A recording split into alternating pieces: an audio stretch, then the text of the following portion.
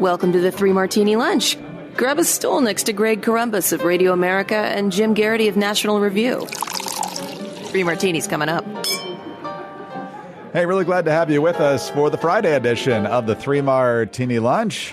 The week is finally over. This is another one, Jim, where it seemed like it was going for a long, long time, which seems like a good time to point out that I'm on vacation next week, and it couldn't come at a better time for all this avalanche of mostly bad news that we've been dealing with. So I'm looking forward to that. Next week, we will have a special edition of the Three Martini Lunch running on Monday.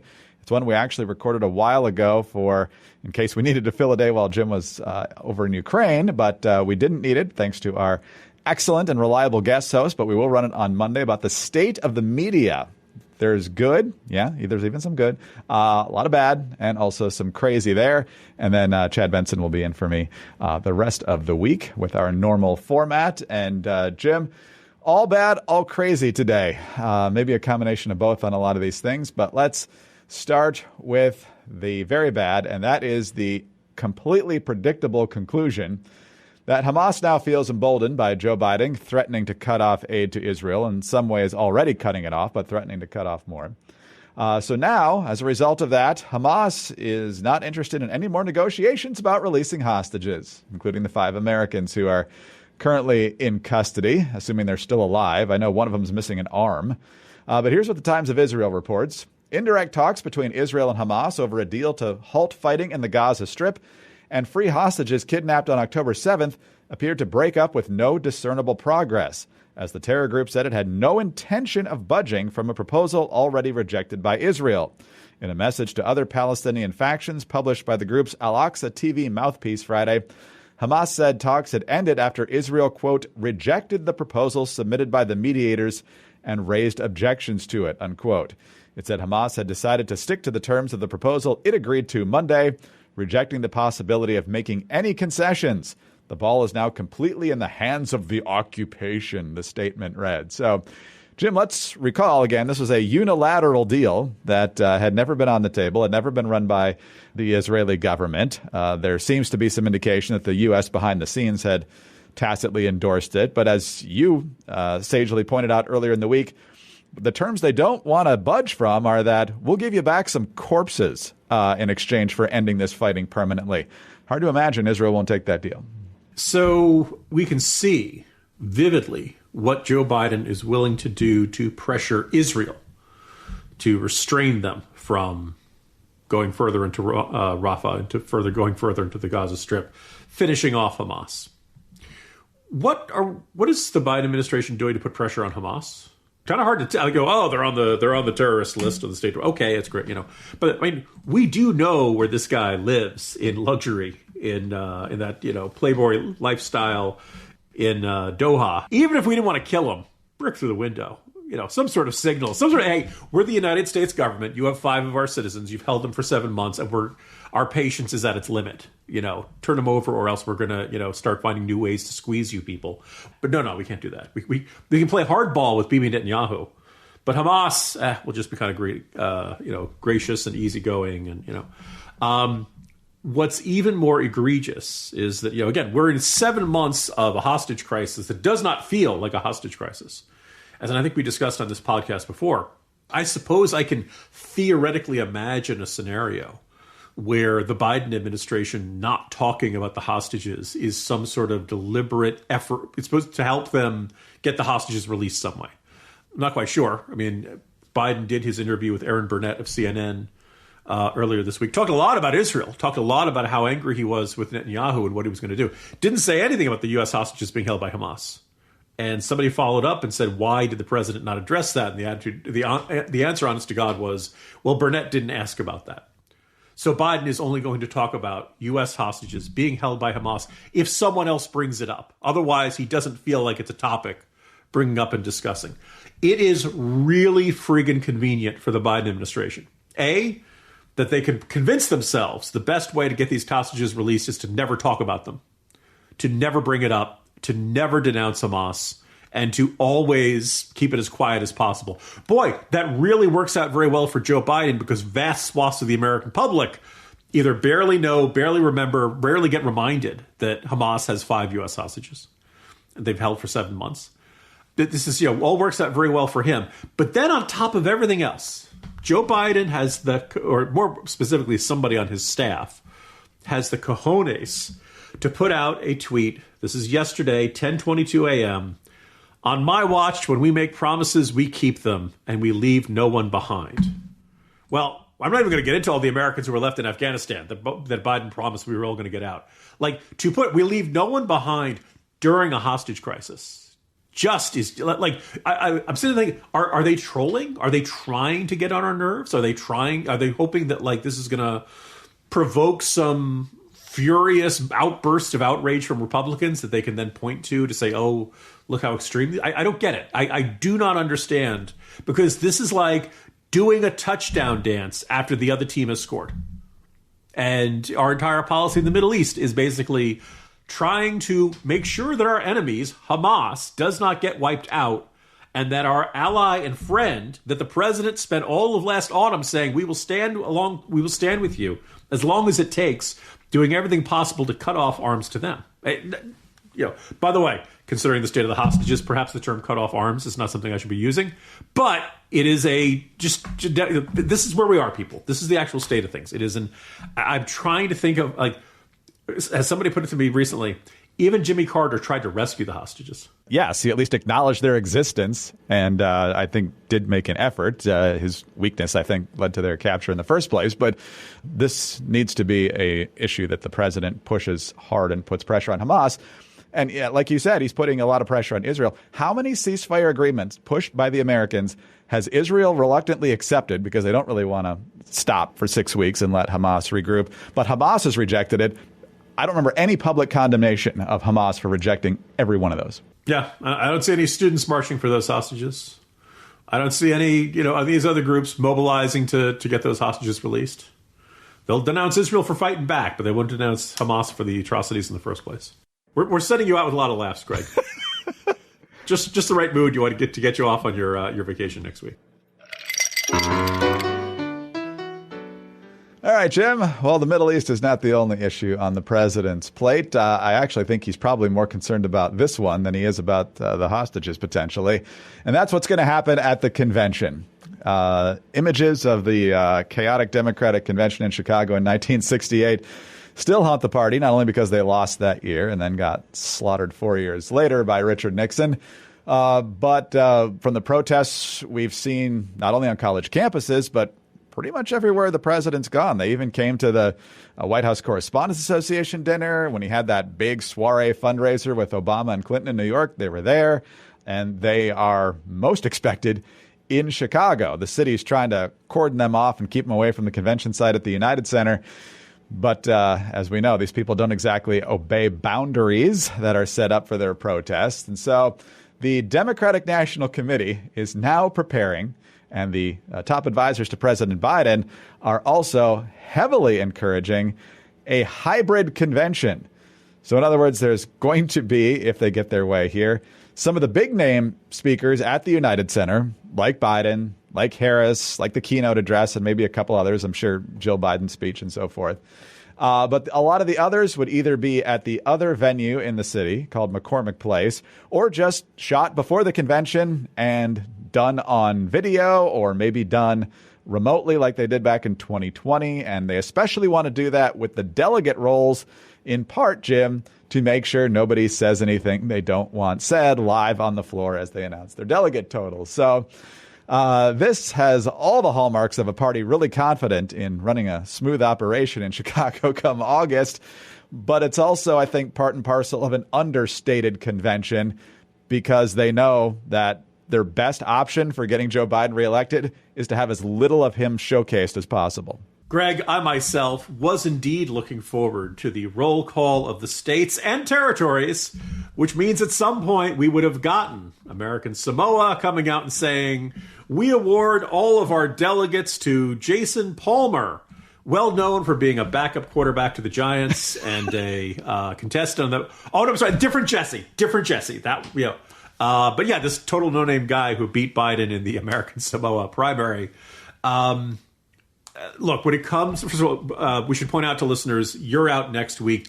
I'm going to be in and out all summer. And one of the reasons is I will be covering the conventions, both Republicans in Milwaukee and Democrats in Chicago. I have had people asking, did you have body armor in Ukraine, and are you going to wear that in Chicago?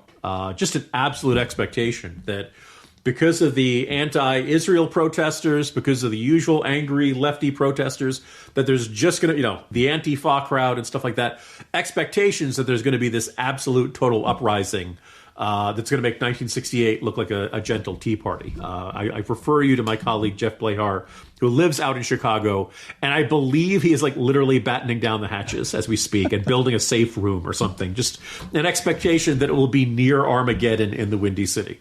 All of this, by the way, probably means there'll be much less scrutiny of the Bears as they get ready for training camp. So that's the upside for you guys. So the irony is that if this does not end up in chaos, then actually the Democrats might have an advantage. One of the significant challenges that is discussed in this Jonathan Martin article, and that Jeff will point out at every opportunity, Brandon Johnson, the mayor, is not just a rookie, but who's like a down the line lefty, and the attitude has been even if you have a lefty mayor for a long time, if you had a lefty mayor, even for a Republican convention, most mayors want their city to come off nice. They see the convention as an opportunity to have the national spotlight on them. Good news for the local chamber of commerce. Good news for local businesses. People see the city looks nice. Maybe they come back and they have vacations there or something. So most, mayors see any party's political convention as an opportunity to look good in front of the whole country. It's from Jeff's talk, nobody thinks Chicago is going to come across looking good. Now, the other thing is, having covered pretty much every convention since Republicans in Philadelphia in 2000, usually there's always an enormous police presence. Usually, and very rarely does it turn into any kind of significant disruption. There are big crowds, and there are a bunch of arrests in places like Philadelphia for Hillary in 2016. Everybody expected Cleveland. It was going to be a disaster with Trump getting the nomination and that angry lefties. The irony is that the angry lefties tend to make a bigger stink at the Democratic convention than they do at the Republican convention. I don't know if it's because the angry lefty progressives, they feel like, well, you guys should be on our side, so you should be agreeing with, or they kind of know that, we're patchouli smelling hippies. We're not going to persuade Republican delegates. None of those people care about us. None of those people expect to listen to us. There's a small outside chance that this doesn't turn into a disaster and it ends up being good news for Biden. But I think it's like, this is the Democrats getting hoisted on their own petard. Maybe this is the good martini. Democrats are suddenly realizing, hey, Chicago's unsafe. There's really high crime rates in there. And there's, Chicago police haven't caught anybody since Richard Kimball. And there's just this general sense that, there's chaos in the streets and we can't guarantee the safety of our delegates and all that stuff. We should pick someplace nicer and safer, like San Francisco. That's right. That's right. I still don't know why they picked Chicago in the first place. It's not like the city's crime issue wasn't known about when they were making that decision. So, yeah, this is obviously afraid of their own activists, the ones that they're trying to pander to right now, but they're going to be unsuccessful about it, like you said. Jim, all I want from you are photos of the 6 Bulls championship banners in the rafters. That's all I ask from you that week. Happy to do that. So Chicago is like this action. Well, I haven't been there since before the pandemic. I know as a conservative, you're supposed to hate Chicago, but I really liked it. Our visits, saw Hamilton out there, great restaurants. It's a great eating town, walkable, cool architecture. There's all kinds of nice things about Chicago. I've not been there since the pandemic, and it sounds like it's had a rough time. The rampaging on the stores in Michigan Avenue and stuff like that. Well, I assume some of this has gotten better, but from Jeff's coverage, it does not sound like the city's thriving. And you'd like to see American cities thriving, left, right, or center. Yeah. As a fan of the Chicago sports teams, or at least most of them, I haven't been there since late 2006. And yeah, it was a fantastic place. We used to go over there a couple times a year from Hillsdale. It's not that long of a drive. Right on the water. It's got a great big city vibe without being too massive. You can move around the city really, really well, but it's gotten a lot worse since then. And as we're making return trips to see my family in Michigan, we talk sometimes about, well, which way do you want to go to the UP? Do you want to go up through Michigan, or do you want to go over and up around Lake Michigan to get up there? In addition to having less traffic, obviously, if you avoid Chicago. the safety issue of wanting to stop there and see some stuff that I remember seeing many times growing up, and not knowing for sure whether it's safe enough to take my family there. It's sad, and the Democrats, in some ways, have done this to themselves, not only ideologically, but in terms of choosing Chicago. So obviously, we hope nobody gets injured or anything this summer, but they are aware that the chaos is afoot, and they are doing everything they can to avoid it. All right, Jim, as we exit for the week, let's talk about brainworms. Yes, Robert F. Kennedy Jr. I don't know, maybe there's a vaccine for such things, but or maybe he's going to blame it on a vaccine. I don't know. But Robert F. Kennedy Jr., back in 2010, he was experiencing some memory loss, mental fogginess, and ultimately it was suspected that he had a tumor. Well, he didn't have a tumor. He had a brainworm that ate part of his brain and then died up there. Enter your political jokes now about his environmentalism or whatever else you think he's out to lunch on. But this has led to your morning jolt for today, not only about this kind of leaking out about RFK Jr., who's the youngest of the presidential candidates this year at 70, but of course we've got Biden's litany of obvious physical and mental limitations, but we never hear squat about that from the White House. Trump's going to be 78 by the time he's the nominee this year. And so we don't know what the entirety of his health situation is. But the fact that there's not some sort of requirement to disclose this, especially once you're a major party nominee, you're one of probably two people who has a real chance to become the next president of the United States. And in Kennedy's case, an independent with a little better than average chance, but still not good.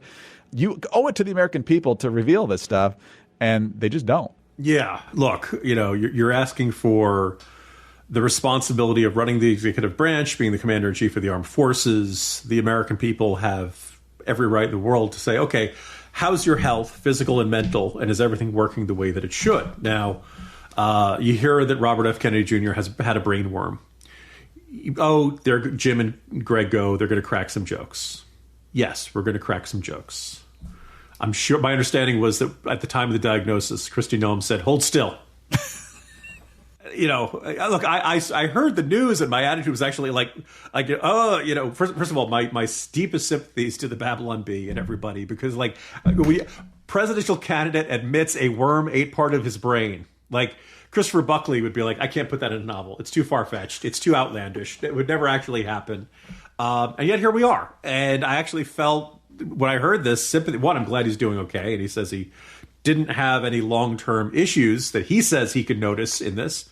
I think all of us just hear, Kennedy's got brainworms. You're like, oh, okay. All right. Like we were surprised, but we weren't totally surprised by this news. There was a little bit of, oh, okay. All right. That now it all makes sense. There we go.